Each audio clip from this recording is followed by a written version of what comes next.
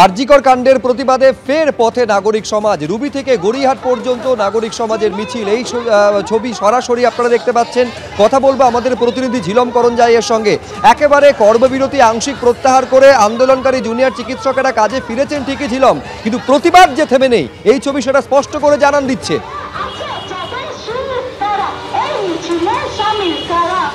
Ruby মোড় থেকে কিছুক্ষণ আগেই এই নাগরিকদের মিছিল শুরু হয়েছে। আমার সহকর্মী প্রতীককে দেখাতে বলবো। দেখতে পাচ্ছ নাগরিক সমাজের সবাই রয়েছে, প্রবীণ থেকে নবীন।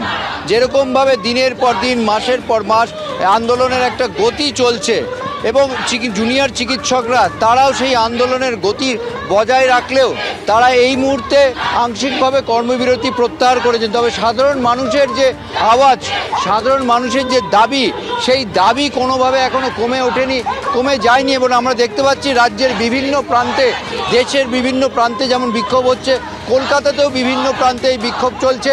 রুবি মোড় থেকে গড়িয়াহাটের দিকে সাধারণ মানুষ যাচ্ছে, তাদের সঙ্গে কথা বলবো। আপনারা আজকে পথে নেমেছেন, সারা রাজ্য জুড়ে প্রতিবাদ হচ্ছে। চিকিৎসকরা এখন তো অনেকটাই কর্মবিরতি প্রত্যাহার করে কাজে যোগ দিয়েছে। আপনারা কি মনে করছেন? আমরা মনে করছি তাদের দায়িত্ব, তাদের কর্তব্য তারা পালন করছে, কিন্তু তারা আন্দোলন ছেড়ে চলে যায়নি। এটা তারা প্রতিশ্রুতি দিয়েছে যদি এক সপ্তাহের মধ্যে তারা তাদের দাবি না মেটে তাহলে তারা বলেছে আবার আন্দোলনে ফিরে আসবে।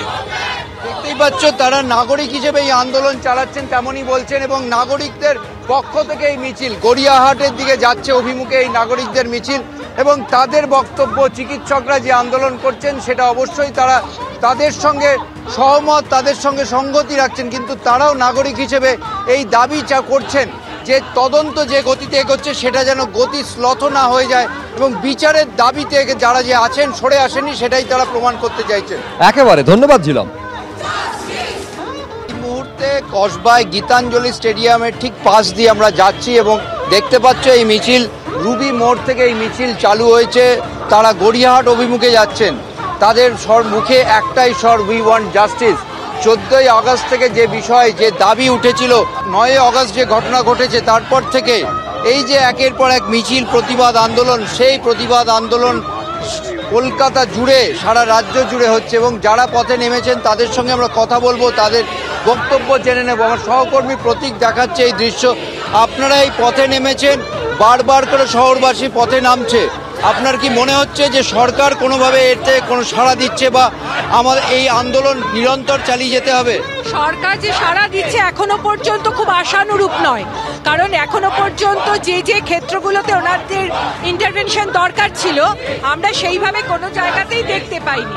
আমার মনে হয় যে আরো বেশি সরকারের প্রোঅ্যাক্টিভ হওয়া দরকার ছিল এরকম একটা ঘটনা ঘটার পর। এখনো মেয়েদের নিরাপত্তা কর্মক্ষেত্রে সুনিশ্চিত নয়, স্বাস্থ্য দপ্তর এখনো ঘুঘুর বাসা, সেখানে কোনো রকম ভাবে এখনো কোনো স্টেপ নেওয়া হয়েছে বলে আমাদের কাছে কোনো খবর নেই। সুতরাং এগুলো আগে হতে হবে।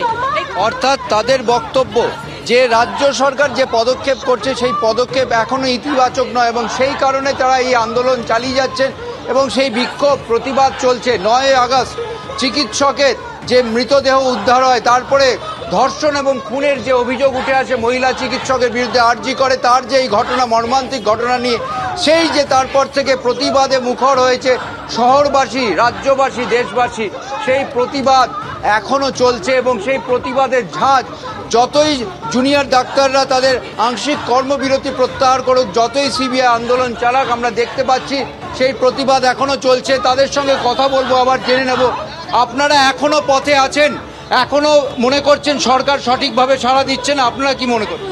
আমরা চাইছি জাস্টিস, আমরা ওই জন্য এখনো চেয়ে যাচ্ছি, বিচার চাই, সঠিক বিচার চাই। তদন্ত হচ্ছে সিবিআই, সবই আছে, তাতেও তো আমরা রাস্তায় বেরিয়েছি একমাত্র বিচার, যেটা সঠিক বিচার বলে। সঠিক বিচার চাইছেন তারা এবং তা এখন অবধি যা পদক্ষেপ হয়েছে তা আশানুরূপ নয় বলেই তারা এখনো সোচ্চার হয়ে পথে নেমেছেন।